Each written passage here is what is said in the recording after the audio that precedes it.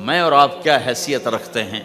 میرے نبی کی خدمت میں پیش ہوئے ابو سفیان بن حارث اور عبداللہ بن ابی امیہ، ایک پھوپھی کا بیٹا ایک تایا کا بیٹا، ابو سفیان تایا کا بیٹے، عبداللہ بن ابی امیہ پھوپھی کے بیٹے، کہا ہم آئے ہیں، اندر اطلاع بھجوائی، توبہ کرنے آئے ہیں، مسلمان ہونا چاہتے ہیں۔ تو آپ نے فرمایا مجھے ان کے اسلام کی کوئی ضرورت نہیں ہے، میں ان کو بیعت نہیں کروں گا، انہوں نے مجھے بڑا دکھ دیا ہوا ہے۔ طائف والوں سے زیادہ تھا، طائف والوں نے تو پتھر مار مار لہولوہان کر دیا تھا۔ حضرت عائشہ نے پوچھا یا رسول اللہ سب سے زیادہ آپ نے دکھ کہاں دیکھا؟ کہا طائف کی وادی میں، لیکن جب وہ پتھر مارنے والے مدینے میں آئے تو آپ نے ان کا استقبال کیا۔ اب ایک پھوپھی کا بیٹا ہے، ایک تایا کا بیٹا، آپ کہا نہیں میں نہیں ملوں گا۔ کیوں؟ کہ ایک میرے بارے میں شعر کہا کرتا تھا اور میری برائی بیان کرتا تھا اشعار میں، اور ایک عبداللہ نے ابو سفیان میرے بارے میں شعر کہتا تھا، پتھر نہیں مارا، زبان کا غلط استعمال۔ اور عبداللہ بن ابی امیہ نے مجھے حرم میں کہا تھا آسمان پہ چڑھ جا، 4 فرشتے لے کر آ، ان کے ہاتھ میں پیپر ہو، اس پر اللہ کی مہر ہو اور اللہ کی طرف سے لکھا ہو کہ محمد میرا رسول ہے، تو پھر بھی میں تیری نہیں مانوں گا۔ تو کہا یہ بات میرے سینے پہ ہے، میں نہیں ان کو ملوں گا۔ کڑوی بات تو نبی کا سینہ تنگ کر دیتی۔ تم بیوی سے بولو گے یا بیوی خامن سے بولے گی، یا بچے سے بولو گے بچہ آپ سے بولے گا، یا ماں باپ سے بولو گے ماں باپ آپ سے بولیں گے، بھائی سے بولو گے، ساتھی سے بولو، کیا حال ہوگا؟ کیا پیچھے بچے گا؟ تو میں قربان جاؤں حضرت ام سلمہ رضی اللہ تعالیٰ عنہ پر، انہوں نے بڑا عظیم کردار ادا کیا ہے 2 موقعوں پر۔ اس میں سے ایک موقع یہ ہے، انہوں نے کہا یا رسول اللہ ایک آپ کی پھوپھی کا بیٹا، ایک آپ کے تایا کا بیٹا، آپ تو دشمنوں کو معاف کر دیتے ہیں، یہ تو آپ کے اپنے ہیں، آپ معاف کر دیں ورنہ وہ ہلاک ہو جائیں گے۔ ام سلمہ کی سفارش پر پھر آپ نے ان دونوں کو اندر بلایا اور ان کو بیعت کیا اور ان کو کلمہ پڑھایا۔ زبان کا غلط بول کہاں تک اثر کرتا ہے۔ تو یہ میری آخری بات ہے، اپنی زبانوں پہ قابو۔ ہم انسان ہیں، ہو جائے گا، جب ہو جائے تو پھر معافی مانگو، معافی مانگو۔ نکاح ہے ہاں، جب ہو جائے معافی مانگو۔ میٹھے بول کے عادی بناؤ کہ کسی کے ساتھ میٹھا بول دینا بھی صدقہ ہے۔ میرے پاس وکیلوں کا وفد آیا، ہم جماعت میں تھے مظفر آباد، تو میں نے آدھا گھنٹہ بات کی، کہا جی آپ کی بہت نصیحتیں سنی ہیں، آخر میں کوئی ایک نصیحت کر دیں۔ تو میں نے کہا یہ، کہ نہیں یہ نہیں، کوئی اور نصیحت کرے، یہ بڑا مشکل کام، ایک تو یہی ہے کہ اسے قابو میں رکھو۔ ایک میٹھا بول دلوں کو خرید لیتا ہے اور ایک کڑوا بول زندگی میں زہر گھول دیتا ہے۔ تو بھائیو یہ ایک معاشرت ہے۔ ہمارے ہاں پاکستان میں نا بسوں کے پیچھے بڑے عجیب عجیب لکھے ہوتے ہیں جملے، تو میری زندگی سڑکوں پہ ہی گزری ہے، تو میں نے اس کا ایک وہ بنایا ہے سکیچ۔ ایک دفعہ میں ایک بس کے پیچھے جا رہا تھا تو اس کے پیچھے ایک جملہ لکھا تھا جو مجھے بڑا پسند آیا، تو پھر میں پچھلا بھی سنا دیتا ہوں، وہ بھی سنا دیتا ہوں۔ نئی بس کے اوپر لکھا ہوتا ہے ویکھ ٹور چکوری دی۔ چکور ایک پرندہ بڑے نخرے سے چلتا ہے، تو نئی بس کے پیچھے لکھا ہوتا ہے مجھے دیکھو میں چکور کی طرح چل رہی ہوں۔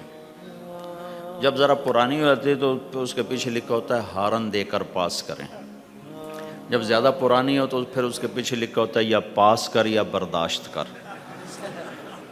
اور زیادہ پرانی ہو تو اس کے پیچھے لکھا ہوتا ہے نہ چھیڑ ملنگانو۔ ملنگ سمجھ تو، نہ چھیڑ ملنگانو۔ یہ ایسے جملے لکھے ہوتے ہیں۔ کہیں وہ رنگ روغن ہو کے دوبارہ آ جائے سڑک پر تو لکھو تو وقت نے ایک بار پھر دلہن بنا دیا۔ تو ایک دفعہ میں ایک بس کے پیچھے جا رہا تھا، تو میں وہ ایسے ہی نظر تو پڑی جاتی ہے تو وہ پھر پڑھا بھی جاتا ہے، تو ایک بس کے پیچھے ایک جملہ لکھا تھا، میرے جو سوا گھنٹے کا جو میں مضمون بیان کر اس کا خلاصہ لکھا تھا، دل برائے فروخت، بڑا دل برائے فروخت، اور نیچے لکھا تھا قیمت ایک میٹھا بول، ایک میٹھا بول۔ ایک بول سے بیوی کا دل خرید لو، ایک بول سے بیوی خامند کا دل خرید لے، ایک بول سے بہو ساس کا دل خرید لے، ایک بول سے ساس بہو کا دل خرید لے، ایک بول سے بھائی بھائی کا دل خرید لے، ایک بول سے ماں باپ اولاد کا دل خرید لیں، ایک بول سے اولاد ماں باپ کا دل خرید لے، ایک بول سے تم دشمن کا دل خرید لو۔ یہ زبان کا میٹھا بول ہے، یہ کرو گے تو اللہ تمہیں چمکائے گا۔ تو بھائیو، یہ بھی دین ہے اور بہت بڑا دین ہے، اور دکھ درد کی بات یہ ہے نہ یہ بتایا جاتا ہے نہ یہ سکھایا جاتا۔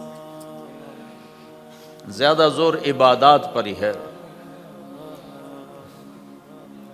حسن جو پیدا ہوتا ہے وہ میک اپ سے پیدا ہوتا ہے۔ ہمارے دین کا جو میک اپ ہے وہ اچھے اخلاق ہیں، وہ یہ زندگی ہے جس کو میں نے تھوڑا سا آپ کے سامنے نمونہ پیش کرنے کی کوشش کی ہے، کہ ایک دوسرے کے لیے راحت بنو، ایک دوسرے کے لیے خیر کا ذریعہ بنو، ایک دوسرے کی کڑوی کسیلی برداشت کرنا سیکھو، سہ جاؤ، پی جاؤ۔ تو انشاءاللہ نیت کرتے ہو سارے بھائی؟ کرو گے نا انشاءاللہ؟ لو نہیں بولو۔ تو کل میں نے آپ سے عرض کیا تھا کہ دو کام آپ تھوڑا سا مجمع مستقل کر لو۔ ایک جمعرات کو مرکز میں آیا کرو، ایک 3 دن مہینے کے لگایا کرو، اور ایک اس کے ساتھ اور عرض کر دوں، جس دن تمہارا گشت ہو اپنے گشت میں شرکت کیا کرو۔ تو انشاءاللہ یہ جو باتیں میں نے آپ سے کہی ہیں یہ آہستہ آہستہ ساری قابو میں آ جائیں گی۔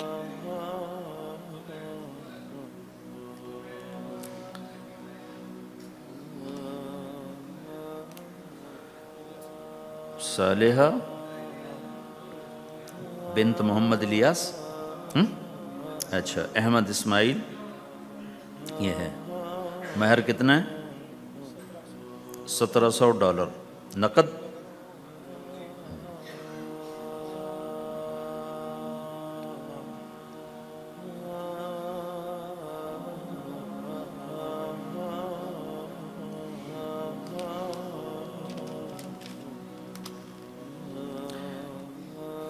میں نکاح سے پہلے جو باتیں کیا کرتا ہوں آج وہ ساری تقریباً میں نے آپ کے سامنے پیش کر دی ہیں، کہ کسی بھی گھر کو اگر خوش باش، کوئی گھر یہ چاہے کہ ہم خوش باش رہیں،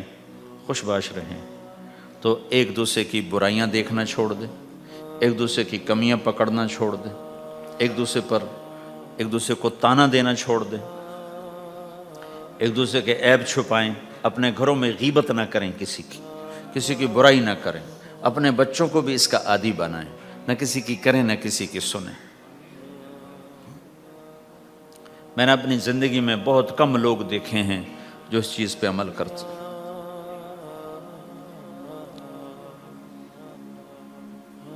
تو انشاءاللہ آپ کے گھر میں رونق رہے گی۔ جی بھائی، تم ہو احمد؟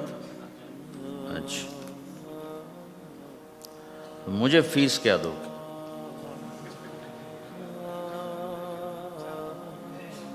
کیا کرتے ہو؟ کیا کرتے ہو؟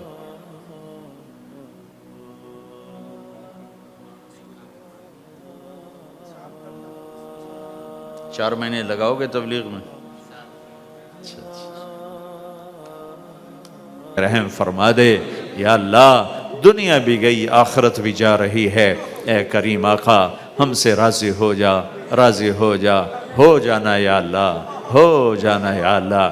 تو قید میں ہو گیا ہوں، قید میں ہو گیا ہوں، یہ مجمع اٹھنے سے پہلے بخشا جا چکا ہو، معاف کیا جا چکا ہو، درگزر کیا جا چکا ہو۔ تو نے کر دیا ہوگا میرے آقا، تو نے کر دیا ہوگا میرے آقا، تو ہم سب سے راضی ہو جا یا اللہ، راضی ہو جا۔ ربنا آتنا فی الدنیا حسنہ وفی الآخرۃ حسنۃ وقنا عذاب النار، وصلی اللہ تعالی علی النبی الکریم، آمین برحمتک یا ارحم الراحمین۔ السلام علیکم ورحمۃ اللہ وبرکاتہ. جی کیا ابھی طے نہیں ہے؟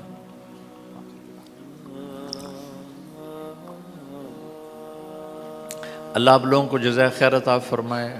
آپ جتنے تھے سارے ہی آتے رہے، آپ کی بڑی مہربانی. اللہ نے رزق مقدر میں لکھا تو پھر بھی ملاقات ہو جائے گی. ابھی تو 1-2 دن کے بعد انشاءاللہ واپسی ہے. السلام علیکم ورحمۃ اللہ.